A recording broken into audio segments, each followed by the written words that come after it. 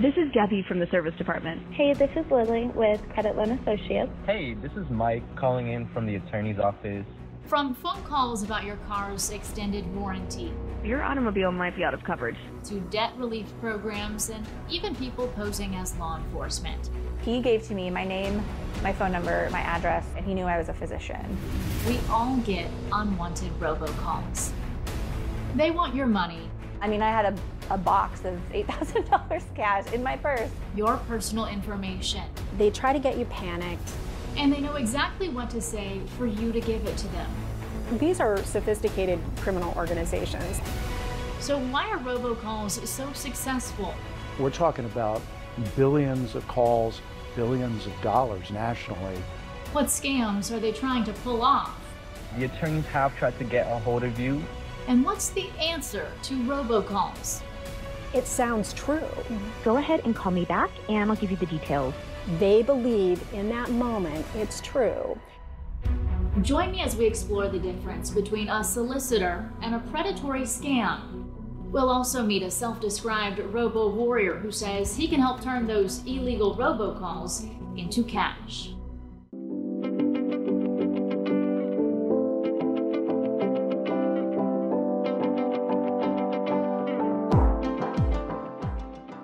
First, I'd like you to meet an Ohioan who almost fell victim to a scam as the result of an illegal robocall.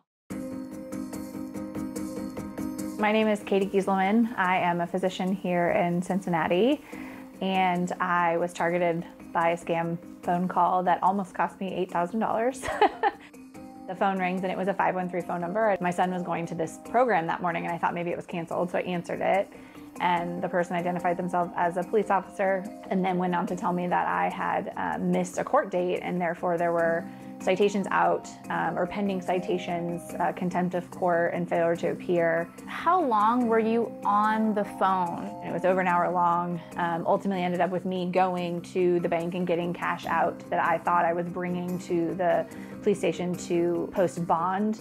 In my understanding, it was because there were these citations, they had to hold that money in good standing until I showed up for the next court date. And then went to one of the local retailers that do money services and was purchasing these cash cards that he told me I had to use because the police stations don't deal with cash. And thankfully, the customer service representative at that store said, don't do this, this is a scam, we're seeing a lot of this, just go to the local police station and tell them about it. And they did, and they confirmed that it was a scam. So luckily I did not lose the money, but came very, very close. Most of our scams are based on some kind of panic. And the reason is when we are panicking, we are not making the best decisions. We're just incapable of it. It's the way our brains work. We kind of get separated. We focus on the panic point and we're not thinking clearly. And we have had so many scam victims who call us after sending money to a scammer, and as they're telling us the story, they're beating themselves up, which they shouldn't do. It's many people I mean, scammers have many, many victims, but they'll say, well, they said this, and now that I think about it, that doesn't make any sense at all. You know, like they'll say, you know, your grandchild's in jail. Like they'll pretend to be a grandchild. They try to get you panicked. And then once you're panicking, you're gonna stay with them in the scam, right? So they give you a solution right away. What were they saying that made you think, I really need to listen to them and follow through with what they're telling me? He told me that it was a federal case that I had been subpoenaed for, and therefore there was a federal gag order saying that I wasn't allowed to get off the phone with him until I had followed through with this process, and that if I did, when they called back, I had 5 minutes to answer, and if I didn't, they would send police to my home. And so I felt that I had to stay on the phone with him per that, and then also because there was this gag order, he's like, you can't tell anyone else why this is going on because then he would be in contempt of court again. He also gave me an actual sergeant's name and an actual badge number because I was Googling these things as he was talking to me. So I Googled, was able to find that person, was able to find that badge number. He called from a phone number that when you Google it, it is a Loveland County or Loveland Police Station. He gave me the address of the precinct I was supposed to meet him with, which is the actual address.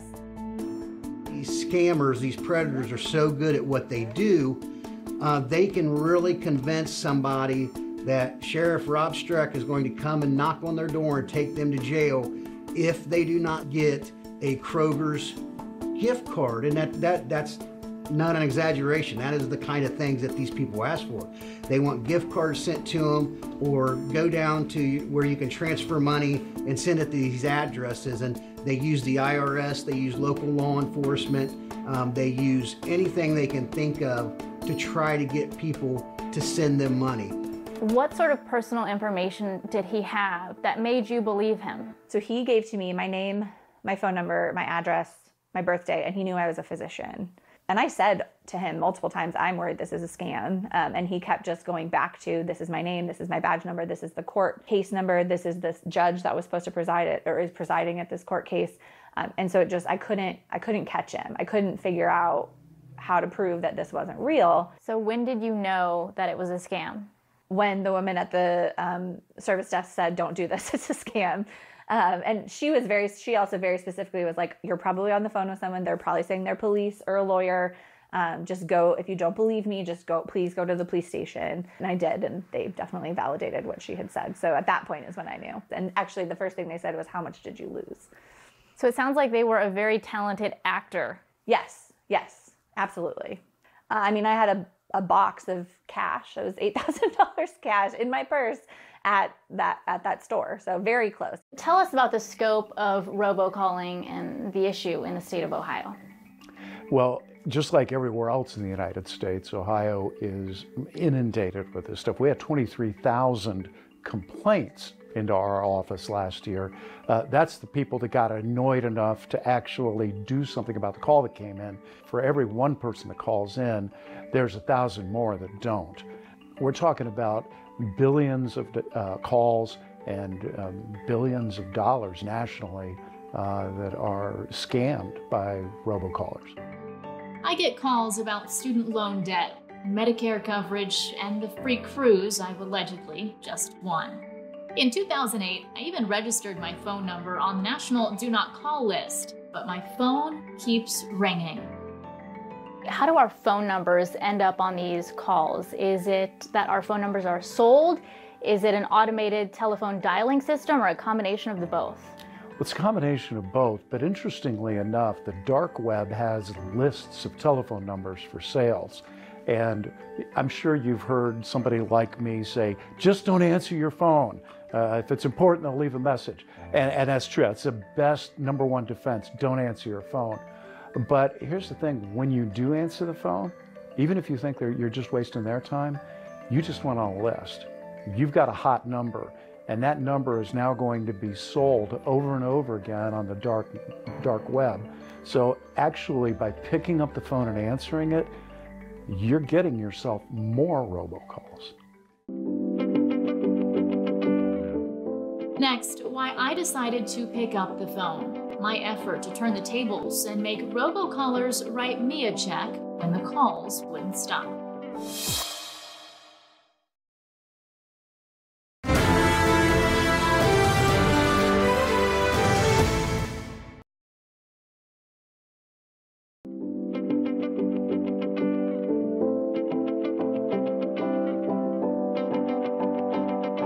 I just wanted to come on real quickly today. There's 60 some odd people on here right now. My name is Doc Compton. If you don't know, I'm a consumer advocate from Texas. Consumer advocate Doc Compton has pioneered his own solution to illegal robocalls. I've been busting robocallers for about 8.5 years now, and for the last 3.5 years, I've been teaching consumers all over the country how they can bust the robocallers and actually make them pay. He sells an online kit, turning robocalls into cash, and claims he can teach you how to make between $500 and $3,000 per robocall. At first, it almost sounds like a scam, but his method is based on the Telephone Consumer Protection Act, law passed by Congress to make sure telemarketers can't call or text your phone without your express prior written consent. And if they do contact you in violation of that particular provision, then it carries a $500 to $1,500 penalty per violation. There's also a separate part of the statute that covers violations of the Do Not Call registry, which it requires at least 2 calls from the same caller within a 12-month period, but it also has a $500 to $1,500 statutory penalty. Can you explain your company, Robocalls.cash? In the summer of 2018, I was getting 15 to 20 calls a day, and the calls that I was getting weren't scam calls so much back then. They were the auto warranty, the health insurance, the we want to refinance your house, or we want to buy or sell your house, those kinds of things. And I had been working for a law firm, running the consumer credit section of that law firm for several years prior to my having left the business. I decided one day to take one of the letters that we used to use at the firm to go after telemarketers. Remarkably, the very first one I sent, I had a response in less than a week, and I got about a $2,000, I think it was a $2,000 settlement. It was May of 2018. From there, I developed the information, the tips, the tools, the techniques that are now what the Turning Robocalls Into Cash kit is comprised of. Can you explain what exactly can you go after? What is actionable? The auto warranties, health insurance, student loan forgiveness, tax relief, anything related to real estate. We're going to refinance your mortgage, buy your house, sell your house, anything they want to do to your house. How do you prove the calls are robo? Well, number one, if it's a pre-recorded message, that's a dead giveaway. Period, end of story. It specifically covers those. There are some where people say, you know, we're going to increase your business's Google listing. That's a good one. Or any kind of funding for your business. Those are all actionable, generally speaking. Shortly after learning about Compton's approach, I decided to give it a try for myself. Recently, I received a call from an automated telephone dialing system with an offer to extend my vehicle's warranty.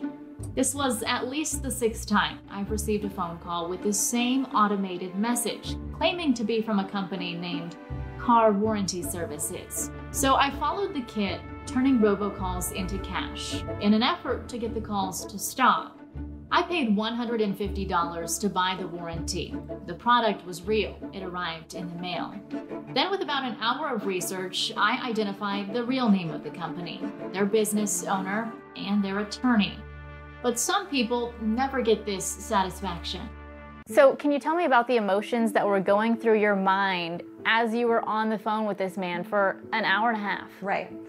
I mean, first I was confused, then I was frustrated, and I was mad. I mean, at some point I actually apologized for being kind of direct and angry with him, because again, in the back of my head I'm thinking, am I really mouthing off to this police officer? But I was frustrated and angry, and honestly, after when I got to the police station and said, I think I'm being scammed, and they confirmed it, I just started sobbing in the police station, because it just felt relief at once that I hadn't fallen for it, and two, just I felt like a victim. I mean, that's probably the best way that I can describe it. I feel like these people are preying on people because of the state of the world and the way that the last couple of years have gone. And you know, I'm a physician, I am a breast cancer survivor, I am a single mom, and I just felt really mad that somebody could take it upon themselves to try to interfere with my life in that way.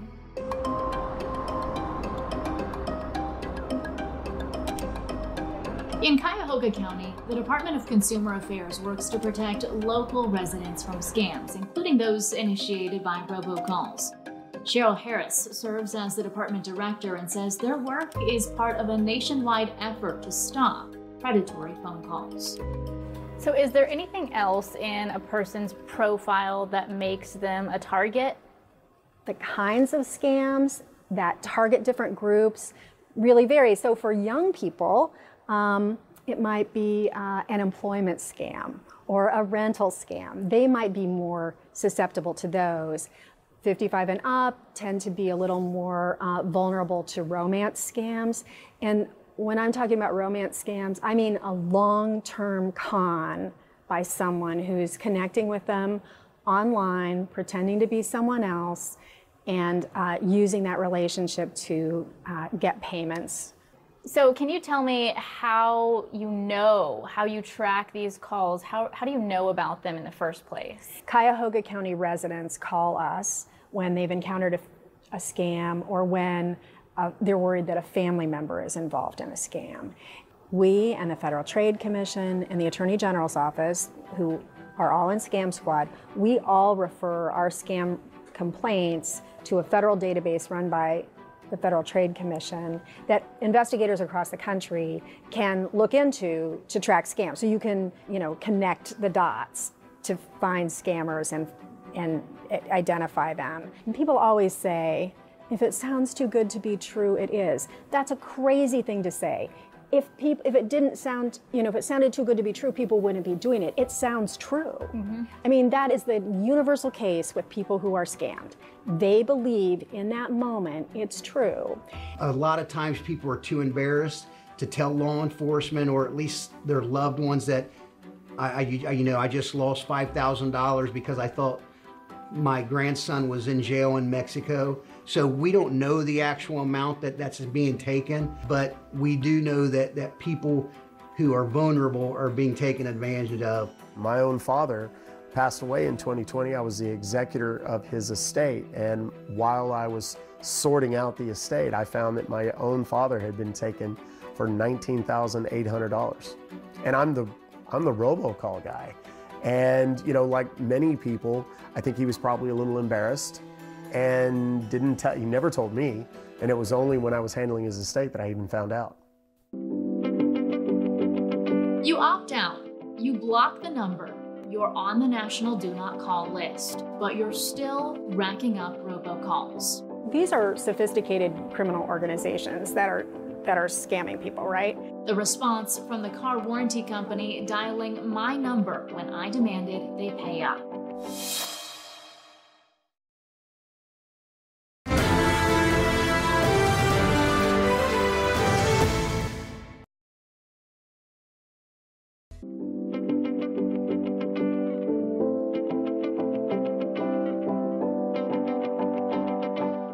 What other ways can people thwart these robocallers? Please get on the do not call registry. That gives us another offense under the law that we can go after them, that they called a restricted number. And the other thing is, please let us know. We are now, again, with this new law on March 2nd, we have the ability to go directly in state court against voice internet providers, kind of the switchboard, if you will, the software switchboard that enables these things as third-party actors that are enabling these calls. Let us know. Now, I'm not guaranteeing that your particular call, we're going to get somebody in trouble. But when we get the mass of these things and can start going after the major actors, that's where we start to turn off the pipeline. So when a victim comes forward, how does that help the next person that picks up the phone? Those reports are vital in investigating these scams, in understanding why people respond, in getting scam alerts out to tell people as scams morph. Scams are constantly changing, and without those reports, I think we would be very behind in letting people know what to look for. And one of the things that we at Scam Squad try to do is make sure that we're messaging out to the community to let them know about current scam threats. Not old scams that happen, because scammers change things very quickly. So do you think that victim embarrassment is a part of the issue when it comes to reporting? Society tends to blame victims, like, well, you gave the money. Well, no, there was a whole crime and a crime organization set up to be able to extract money, and every time someone hangs up, they learn how to be better at what they do, right? So these are sophisticated criminal organizations that are scamming people, right? And we would never blame someone if they were walking down the street and got held up at gunpoint, or got held up at an ATM and had to hand over money. So I think we tend to blame victims, and I think victims absorb that, and they tend to blame themselves when they should not. So I think they really, not just embarrassed, I think they feel like in some cases they made a choice and it was their responsibility. It's not. They are victims of a crime, and they really need to report that crime. It sounds too good to be true, but this just might be the exception. With the guidance of the Turning Robocalls Into Cash kit, I sent a demand letter to the car warranty company dialing my phone number. I notified them about the Telephone Consumer Protection Act and said I would sue unless we settled. At first, radio silence. Then I hired an attorney. With about an hour of their time sending a few emails, the car warranty company sent an offer to settle for $1,500. As for the $150 I initially spent to purchase the warranty, a full refund, and the satisfaction that I did not get scammed. Do you know how much money your users have been able to take out of robocallers' pocketbooks? It's hard to say exactly because obviously not everybody reports them to us. Not everybody is in the members forum. The last count of what we knew was in excess of $10 million. My suspicion is that it is tens of millions of dollars. I can think of one disabled vet who contacted me and told me that just before Christmas he got his very first settlement and it was $1,500, I think. And his message was this very heartfelt message about how his kids had Christmas. I get emotional every time I tell that story. I literally cannot tell that story without getting upset.